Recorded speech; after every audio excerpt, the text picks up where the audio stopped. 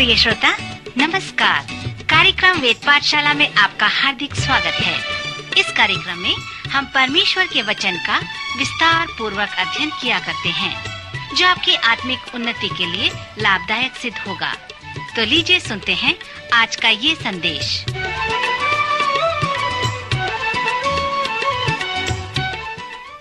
नमस्कार श्रोता मित्र, प्रभु यीशु के पवित्र नाम में आज के वेद पाठशाला कार्यक्रम में आपका स्वागत है। इस कक्षा में मैं आपका ध्यान पौलुस के प्रचार की ओर केंद्रित करना चाहता हूं। इस वृतांत के साथ मैं पौलुस के प्रचार का व्याख्या करता हूं, जिसमें उसने ग्रीस व एथेन में प्रचार करना प्रारंभ किया। जब पौलुस एथेन में उनकी बाट जो रहा था, तो नगर को मूर्तों से भरा हुआ देखकर उसका जी जल गया।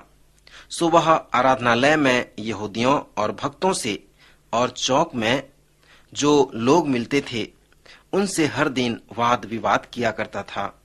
सो इसी तरह से पौलुस ने एथेन में सेवकाई प्रारंभ की, जो प्रेरितों के कार्य के 17वें अध्याय में पाया जाता है।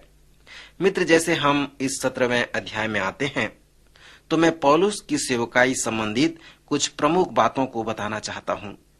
आपको स्मरण होगा कि इस पुस्तक के प्रारंभिक भाग में हमने पतरस के प्रचार पर ध्यान किया था। मैंने कहा था कि पतरस का प्रचार पवित्र शास्त्र के आधार पर था।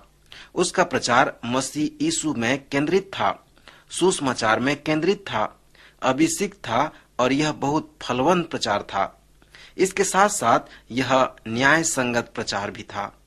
जब पतरस प्रचार करता था तो वह हमेशा निष्कर्ष में आकर इस बात पर लोगों से प्रश्न पूछता था कि अब उन्हें उद्धार पाने के लिए क्या करना है। सो पौलुस के प्रचार को जब हम देखते हैं और 17वें अध्याय में आते हैं तो पौलुस एथेन शहर में जाता है, और जब वह नगर को मूर्तों से भरा हुआ देखता है तो उसका जी जल जाता है। किसी विद्वान ने कहा है कि जब पौलुस एथेंस में गया तब उसने वहां पर लोगों की संख्या से बढ़कर ईश्वरों की संख्या को अधिक पाया, क्योंकि वह नगर मूर्तों से भरा हुआ था। सो जब पौलुस इस मूर्ति पूजा को देखा तो उसका जी जल गया, क्योंकि वह जानता था कि ये मूर्त सच्चे ईश्वर नहीं हैं और लोग ऐसे ही उनकी उपासना कर रहे हैं। ये लोग इस मूर्तों की उपासना करके अपने परमेश्वर के पास नहीं आ रहे हैं। एक महान प्रचारक होने के नाते इसे देखकर पौलुस का जी एकदम जल जाता है। हम पढ़ते हैं कि उसने 3 वर्ष कार्य किया। ये 3 बातें पौलुस के तरीके को प्रस्तुत करते हैं। यदि वहां पर आराधनालय होता तो पौलुस वहां पर सर्वप्रथम जाकर रबियों से ये कहता कि यीशु मसीह ही मसीहा है, क्योंकि पौलुस भी एक गुरु था और वह उन्हें अच्छी तरह से समझा सकता था और ये प्रमाणित कर सकता था कि यीशु मसीह ही मसीहा है। इसलिए वह आराधनालय में जाता और लोगों से बातें करने और उन्हें शिक्षा देने की अनुमति मांगता। फिर वह उनसे वाद विवाद करता कि यीशु ही मसीहा है।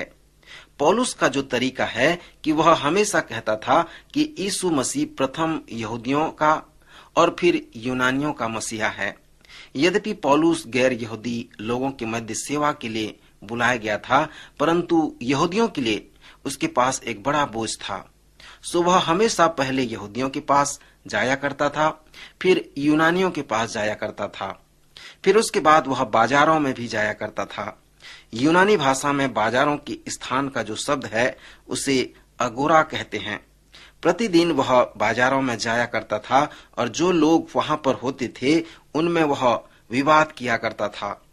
हमें कहा गया है कि एथेनी और परदेसी जो वहां रहते थे नई नई बातें कहने और सुनने के सिवाय और किसी काम में समय नहीं बिताते थे। यूनानी लोग दार्शनिक थे। वे भेद की बातें को जानने के लिए इच्छुक रहते थे, क्योंकि वे बुद्धिजीवी लोग थे और विशेष करके नई नई बातें सुनना वे पसंद करते थे। अज्ञेयवादी दार्शनिक कहता है, मैं नहीं जानता, तुम नहीं जानते, कोई भी नहीं जानते, परंतु यह केवल विचार करने योग्य बात है। एथेन में जो दार्शनिक थे वो ऐसी बातों पर विचार करना पसंद करते थे। सो पौलुस वहां के बाजारों में ऐसे दार्शनिक लोगों के साथ वाद विवाद किया करता था। वह जरूर उन्हें बातों से प्रभावित किया होगा, इसके साथ साथ वह भक्तों के साथ भी वाद विवाद किया करता था और राजनीतिक अगुओं के साथ भी वाद विवाद किया था। सो जैसे उसने एथेन में सेवकाई प्रारंभ की तो वह आराधनालय में गया, बाजारों में गया और उन अगुओं के साथ वाद विवाद करने लगा। उन्हें प्रभावित किया। अरियुपगुस में पौलुस को आमंत्रित किया गया। अरियुपगुस वो स्थान था जहां बाहर से आए हुए लोगों के स्थान वाद विवाद किया जाता है। वो स्थान में वाद विवाद करने का स्थान कहलाता है। सो यह एथेन का एक अदालत गृह के जैसा था। सो जब वह अरियुपगुस में गया तो खड़ा होकर एक महान संदेश उन्हें देने लगा। पौलुस के इस संदेश में कुछ विवाद है। यद्यपि यह स्पष्ट संदेश है, पौलुस इस तरह से प्रारंभ करता है कि हे एथेन के लोगों, मैं देखता हूं कि तुम हर बात में देवताओं के बड़े मानने वाले हो। क्योंकि मैं फिरते हुए तुम्हारी पूजने की वस्तुओं को देख रहा था तो एक ऐसी वेदी भी पाई जिस पर लिखा था कि अनजाने ईश्वर के लिए। सो जिसे तुम बिना जाने पूजते हो, मैं तुम्हें उसका समाचार सुनाता हूँ। श्रोता मित्र, यहाँ पर पौलुस जो कह रहा है वह बहुत ही स्पष्ट है। पौलुस जो कह रहा था वह इस प्रकार है कि मैं फिरते हुए तुम्हारी पूजने की वस्तुओं को देख रहा था तो ये पाया कि तुम बड़े ही धर्मी लोग हो। सो वह उनसे कहता है कि बिना सच्चे व जीवते परमेश्वर को जाने आप धर्मी बन सकते हैं। यही अंतर धर्मी व नए जन्म पाए हुए लोगों में होता है। पौलुस एथेन के लोगों से शिकायत करता है कि यह सत्य है कि तुम धर्मी हो, परंतु तुम्हारे अनेक देवता हैं। और जब तुम्हारे पूजने की वस्तुओं को मैं देखता रहा तो एक ऐसी वेदी भी पाया जिस पर लिखा था कि अनजाने ईश्वर के लिए। सो तुम ऐसे ईश्वरों को पूजते हो जिन्हें तुम जानते भी नहीं। सो तुम जिसे बिना जाने पूजते हो, मैं तुमको उस ईश्वर का समाचार सुनाता हूँ। सो इसके पश्चात वह एक महान संदेश को अर्थात उस अनजाने ईश्वर के विषय में प्रचार करने लगता है।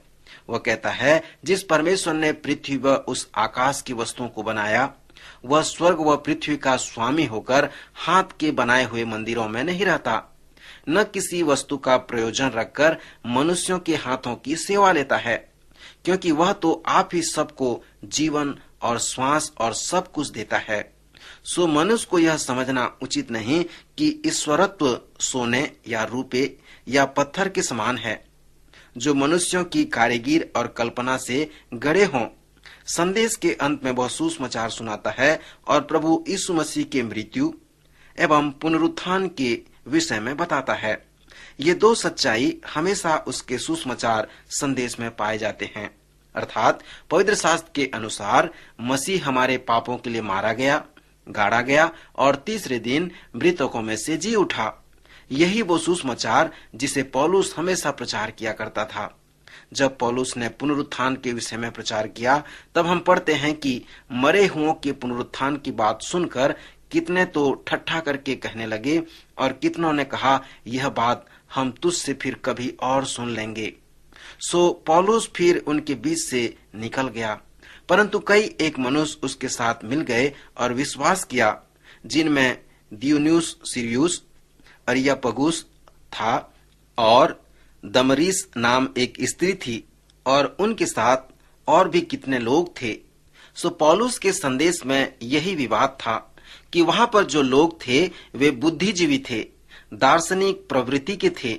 इसलिए जब उसने वहां पर प्रचार किया तो कई एक ने उसका उपहास किया, उसको ठट्ठों में उड़ाया।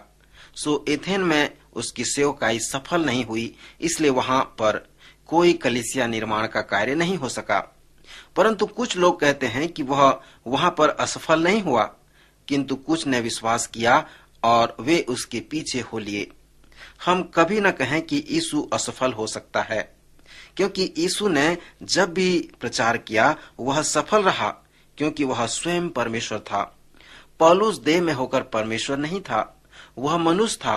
परंतु यहाँ पर मैं कहना चाहूंगा कि पौलुस एथेन की सेवकाई में असफल नहीं हुआ, परन वह सफल हुआ।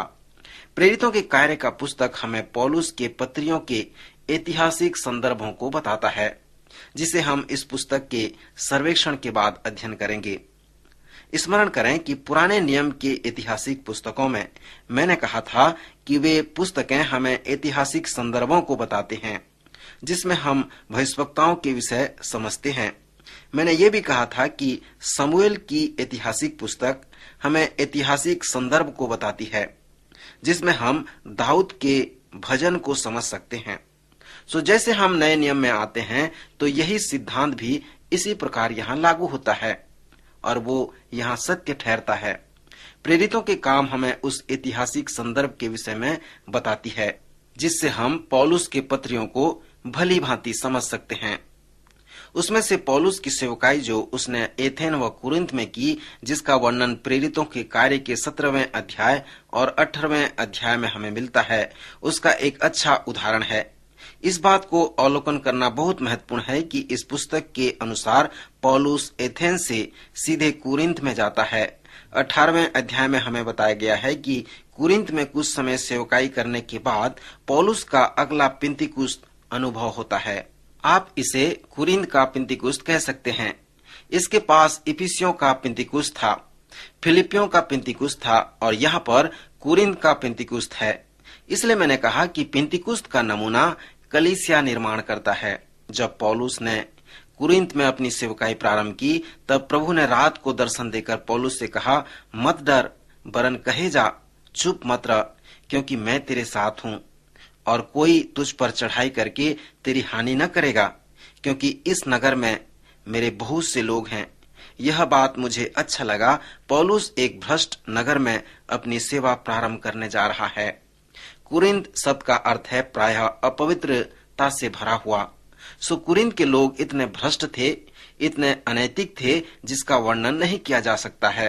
जब पौलुस वहां पर गया तब वहां के लोगों में आत्मिकता नाम की कोई चीज नहीं थी। फिर भी परमेश्वर उसे दर्शन देकर कहता है कि इस नगर में मेरे बहुत से लोग हैं पौलुस, मत डर, वरन कहे जा और चुप न रह। उन्हें मेरा वचन सुनाते रह, सिखाते रह, तब तू ये जानने पाएगा कि वे कौन लोग हैं। श्रोता, इस प्रकार पौलुस एथेंस व कुरिन्थ के मध्य उस सच्चाई को वर्णन करता है कि यह मनुष्य की बुद्धि का विषय नहीं है, परंतु यह प्रभु यीशु मसीह के सत्य सुसमाचार की घोषणा करने का विषय है। वो परमेश्वर के वचन को प्रचार करता है, लोगों के जीवन परिवर्तित हो जाते हैं और लोगों को उद्धार मिलता है। श्रोता, क्या आपने कभी अपने जीवन में परमेश्वर के उस अलौकिक सामर्थ का अनुभव किया है? जीवन को बदलने वाला, पाप के बंधन से छुटकारा देने वाला वही सामर्थ आज आपके लिए उपलब्ध है। आप क्या उसको प्राप्त करना चाहते हैं? प्रभु यीशु मसीह पर विश्वास करें। वो आपको हर प्रकार के बंधन से छुटकारा करेगा और आपको स्वतंत्र करेगा। प्रभु आज के वचन द्वारा आप सबको आशीष दे, आपकी रक्षा करे।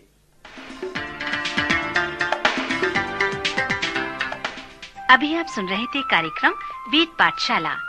श्रोता, हमें विश्वास है कि इस कार्यक्रम के द्वारा आपको आशीष मिली है। यदि इस कार्यक्रम के विषय में अधिक जानकारी प्राप्त करना चाहते हैं या बाइबल अध्ययन से संबंधित कोई प्रश्न हमसे पूछना चाहते हैं, तो आप हमें इस पते पर लिखें। हमारा पता है कार्यक्रम वेद पाठशाला, post box number 713, EN post, Faridabad 7। पता एक बार फिर सुन लीजिए। कार्यक्रम वेद पाठशाला, post box number 713, EN post, Faridabad 7। आज के कार्यक्रम का समय यहीं पर समाप्त होता है। अगले कार्यक्रम में आपसे फिर भेंट होगी। तब तक के लिए नमस्कार।